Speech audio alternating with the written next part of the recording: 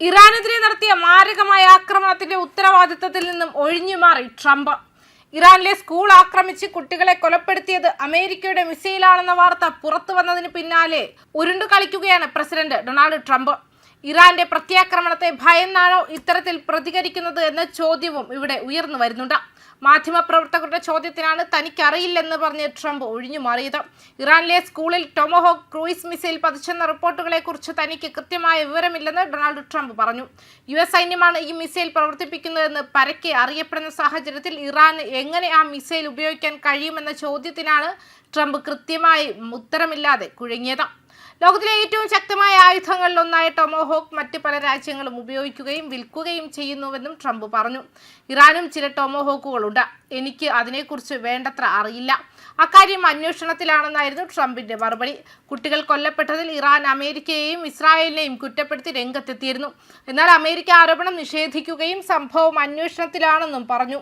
സ്കൂളിൽ ആക്രമണം നടന്നതായി തങ്ങൾക്കറിയില്ലായിരുന്നുവെന്നും ഇസ്രായേൽ സൈന്യം പറഞ്ഞിട്ടുണ്ട്. ഇറാന്റെ അർദ്ധ ഔദ്യോഗിക മെഹർ ന്യൂസ് ഏജൻസി പുറത്തുവിട്ട വീഡിയോയിലാണ് ടൊമഹോക്ക് മിസൈൽ സ്കൂളിന് സമീപത്തെ കെട്ടിടത്തിൽ പതിച്ചത് വ്യക്തമായത്. വീഡിയോ ആധികാരികമാണെന്നും ന്യൂയോർക്ക് ടൈംസ് റിപ്പോർട്ട് ചെയ്തു. റിപ്പോർട്ട് അനുസരിച്ച് ഇപ്പോഴത്തെ യുദ്ധത്തിൽ ടൊമഹോക്ക് മിസൈലുകൾ ഉപയോഗിക്കുന്ന ഒരേ ഒരു സൈന്യം അമേരിക്കയാണെന്നും പറയുന്നുണ്ട്.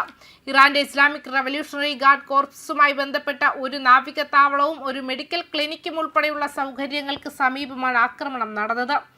അതേ ദിവസം തന്നെ തന്ത്രപ്രധാനമായ ഹോർമുസ് കടലിടുക്കിന് സമീപമുള്ള നാവിക കേന്ദ്രങ്ങൾ അമേരിക്കൻ സൈന്യം ലക്ഷ്യമിട്ടതായി US സൈനിക ബ്രീഫിംഗുകൾ നേരത്തെ സ്ഥിരീകരിച്ചിരുന്നു.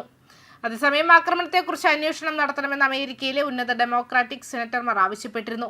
കുറഞ്ഞ 170 പേരുടെ മരണത്തിന് കാരണമായ സംഭവത്തെക്കുറിച്ച് പെന്റഗൺ വ്യക്തമായ ഉത്തരങ്ങൾ നൽകണമെന്നും അവർ ആവശ്യപ്പെട്ടു.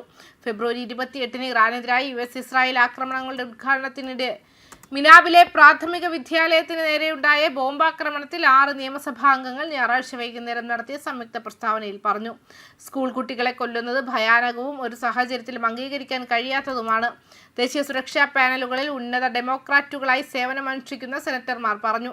സ്കൂൾ സ്ഥിതി ചെയ്തിരുന്ന സ്ഥലത്ത് ഒരു ടൊമഹോക്ക് മിസൈൽ പതിച്ചിരിക്കാമെന്നും ആക്രമണത്തിന്റെ പുതിയ ദൃശ്യങ്ങൾ സൂചന നൽകിയതിനെ തുടർന്നാണ് ഈ നീക്കം. ഇസ്രായേലിന്റെയും ഇറാന്റെയും കൈവശമില്ലാത്ത ടൊമഹോക്ക് മിസൈൽ എന്ന ആയുധമാണ് അമേരിക്ക ഉപയോഗിക്കുന്നത്.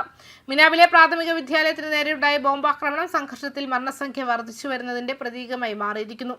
US ഇസ്രായേൽ ആക്രമണങ്ങളിൽ മറ്റ് സ്കൂളുകൾ, ഡസൻ കണക്കിന് മെഡിക്കൽ സെന്ററുകൾ, റെസിഡൻഷ്യൽ കെട്ടിടങ്ങൾ, തെരുവ് മാർക്കറ്റുകൾ, ഒരു ജലശുദ്ധീകരണ പ്ലാന്റ്, മറ്റ് സിവിലിയൻ ലക്ഷ്യങ്ങൾ എന്നിവയ്ക്ക് കേടുപാടുകൾ സംഭവിച്ചതായി ഇറാനിയൻ ഉദ്യോഗസ്ഥർ പറഞ്ഞു. US നിഷേധത്തിൽ ശ്രദ്ധ കേന്ദ്രീകരിക്കുന്നത് നിർത്തി സമഗ്രവും സുതാര്യവും സ്വതന്ത്രവുമായ അന്വേഷണത്തിലൂടെ എന്താണ് സംഭവിച്ചതെന്നും എന്തുകൊണ്ടാണെന്നും സത്യത്തിലേക്ക് എത്തേണ്ടതുണ്ട് എന്ന കാര്യവും അറിയിക്കുന്നുണ്ട്.